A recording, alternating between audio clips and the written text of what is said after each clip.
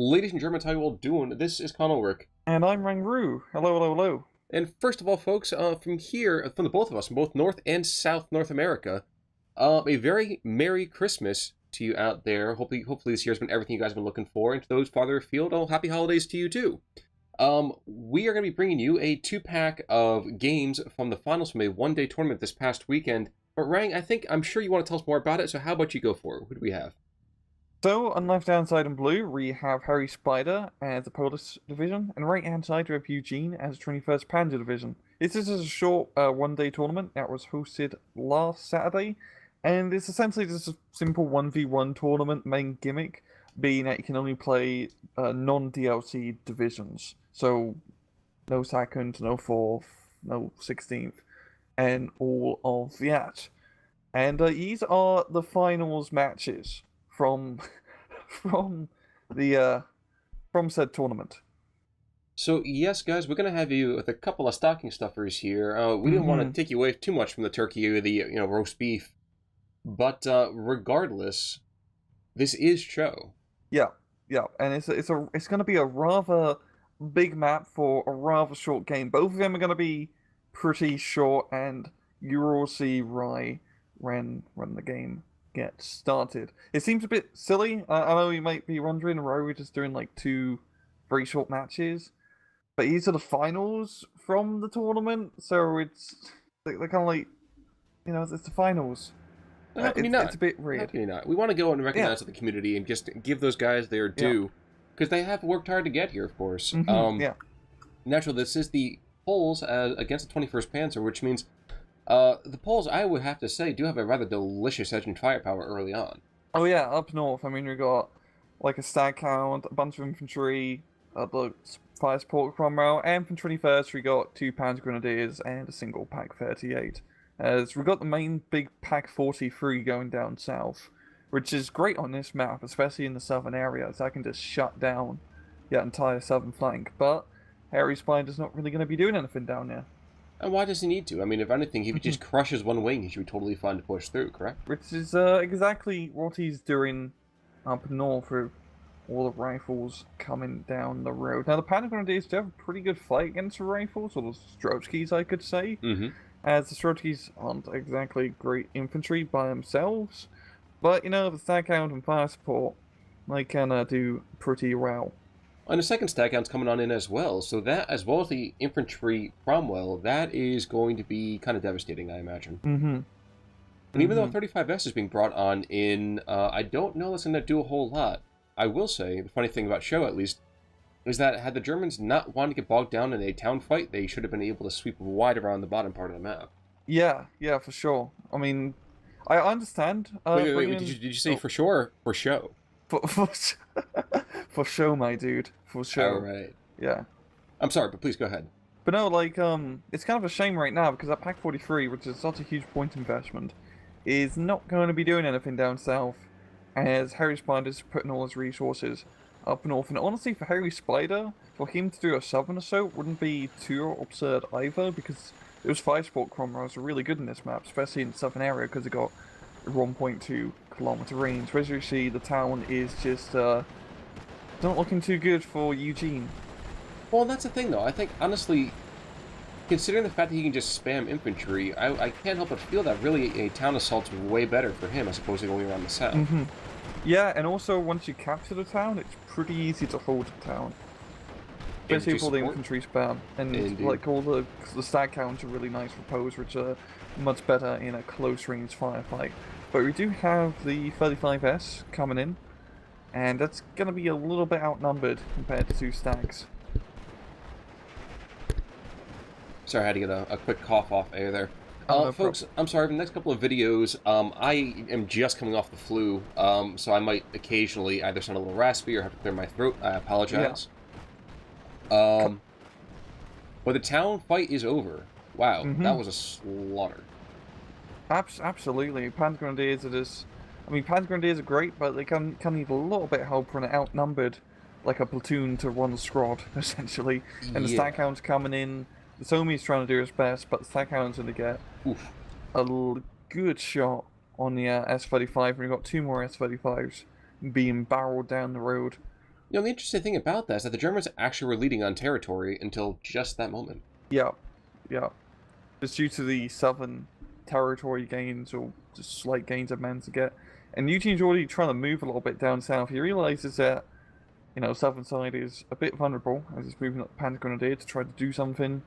But it's just this Schwerpunkt really up north. It's a lot of stuff. It's a lot of bloody stuff to put it scientifically. And we've got two 6-pounders coming in to help secure the stuff. Thank you, by the way, for calling it Schwerpunkt and not Blitzkrieg. Yep. It drives me up a wall. The proper term is, in fact, Schwerpunkt. Anyway. Yep. 222 being brought on in, and these guys were much better in company of heroes than they are here, and especially against this kind of concentration, I'm not entirely sure what he's hoping to accomplish. Yeah. I mean, I understand the 35Ss, maybe not the dispositions of them, but at least they're there to kind of contain as best they can. But, he's not controlling a whole lot of territory. Probably would have been better to just stick a couple more light anti-tank guns and maybe an infantry squad. Yes. Regardless, though, one 6-pounder comes on in. I'm sure this is going to be a kill shot. No. Kill shot? Kill not. shot? No. It would have been a kill shot if he was holding it sideways. That is, actually probably very true. One does go down, though. Second one is now completely out of the fight. Infantry Cromwell isn't really doing a whole lot, but who cares? He doesn't need to. Nope. When there's more infantry squads than there are German units, that's when you know you're in a bit of a hard place. Yep, and essentially, hairyspider's meant to get some very nice kills after the start. And just in terms of the map, there's barely anything left on the field for Eugene. Down south here, Eugene does manage to pin down 6-pounder, but that's not really going to matter as Eugene taps out. And that's going to be the first of our first stocking stuffer. Indeed. Actually, not a whole lot to really talk about here. Obviously, less than 600 points, 500 points. Actually, 600 points of kills. So how about we just jump right over to the second one? Sound good, Rang? Yeah, I'll see you guys for match number 2.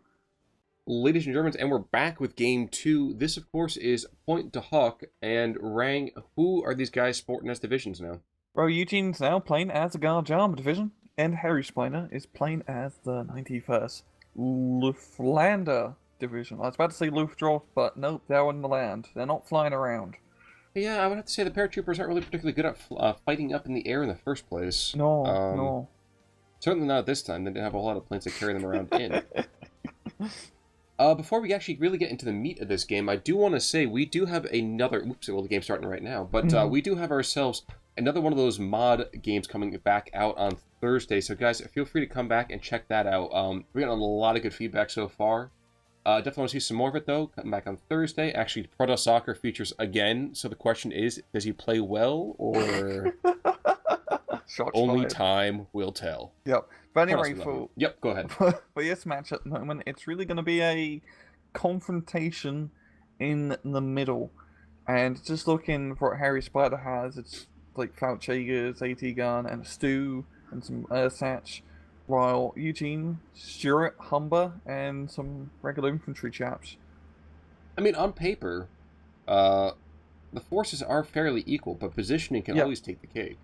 Yep, and on a map like this, with all the hedgerows and whatnot, you can get some rather sneaky Panzerschreck or maybe Pack 36 kills if you manage to position your Faultjäger troops correctly.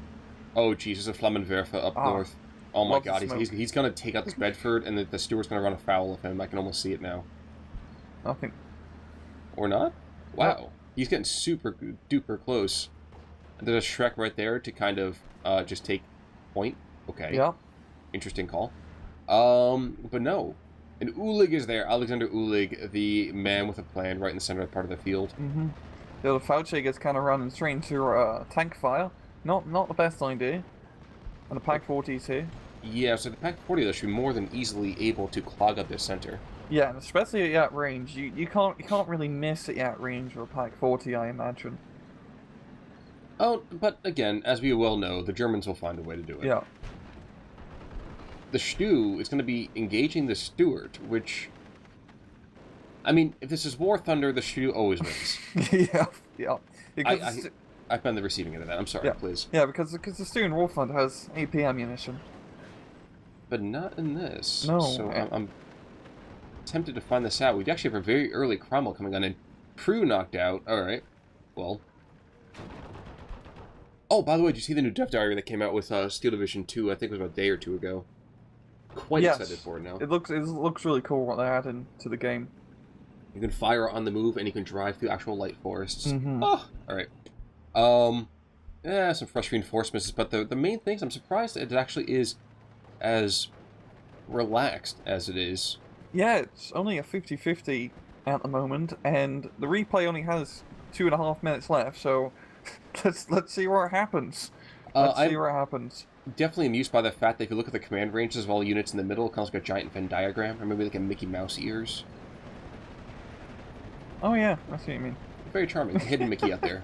For you Disney fans, there you go. I thought you weren't going to have anything for you, but we do today. Oh, maybe a pair of boobs. True. Maybe. So if any teenagers out there, we got something for you too. Flamethrower moves up further to the north. He's chasing down that half-track and the infantry, but Ulig is leading a frontal charge. There's a reason he's a commander. Yeah, that's how you command, right from the front.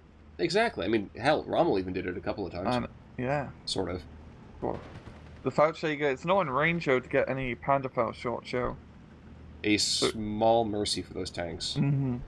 But Panzerschrecks aren't coming in, and Panzerschrecks, they do have the range. Oh, God. This is going to be hellacious. Yep, and then the Stuart is backing out, which is smart. He's run out of Panzerschreck range now, which is good. Now. And Eugene's going to be moving a Humber, trying to get an angle down the road. Maybe the Panzerschreck's definitely going to try to wreck the Humber. I didn't realize that was a Pack 40 is right now. He actually has that nice little line going through. It's only a couple hundred meters, but that's more than enough to lock that area down. Yeah, and he almost has line on the road as the Cromwell comes down. The look. Mm-hmm. Panzerschreck comes in. Wow. Drex's Stuart. That's pretty much max range. Bloody hell. And the Pack 40 engaging the Cromwell. And the Stu takes out the Stuart. Okay, so this is War Thunder. Tracks and wheels damage on the Cromwell. I imagine one more shot here. There we go. That's another kill. And the Panzerschreck claims more kills, I think, than any other Panzerschreck squad ever. Yeah. And it's not a trap. He actually does manage to make it out. And actually, the Panzerschreck to the north also gets a kill. That's the half-track, though, so we barely count that. Regardless, despite this, YueJin still has a +1. Never mind, that's back to 50-50. Plus 50-50 now. Yeah. And he's going to tap out in like 20 seconds. And so, and I can understand, like, we're not like doing these replays like give YueJin shit. It's just, it's Christmas and we just need something short to record, to be entirely honest. And this is the finals. But, okay, so for the first match, I kind of understand tapping out that early, because there really was no comeback, he just lost too much. In his second match, he probably could have made a comeback, probably, because the Luftlander can't exactly push too hard and too fast compared to Pose. And he did manage to get some rather big kills, and that's very demoralizing. I completely understand, yeah. But there was some comeback potential. You mean but guards, right? Guards, my bad. Okay, I was just like, I know we were talking about the first game just a second ago. We are talking about this still, right? Okay. But with guards, he did have some comeback potential, yeah. He only lost, I mean, losing the Cromwell, I'm sure, is a huge deal, but instead of like a second defensive line, but I don't know, I'm not YueJin, I can't exactly say. Yeah, I mean, it's just the finals matches too, and he just had to fight his way through the losers bracket to get back up, so might be a bit tired at that point, which, completely understandable. Exactly. So, folks, don't read too much into it. Like we said, just a couple of stocking stuffers out there. We want to make sure it was nice and fun size to get it into that, big sock. But, again, be sure to come back on Thursday. We have a 2v2 that's going to be served up for your viewing pleasure, and I'm super excited to have some more of that mod time. So, Rang, any final thoughts? None at all. Fantastic. Folks, we'll see you Thursday. This is Conor. I'm Rangroo. Take it easy.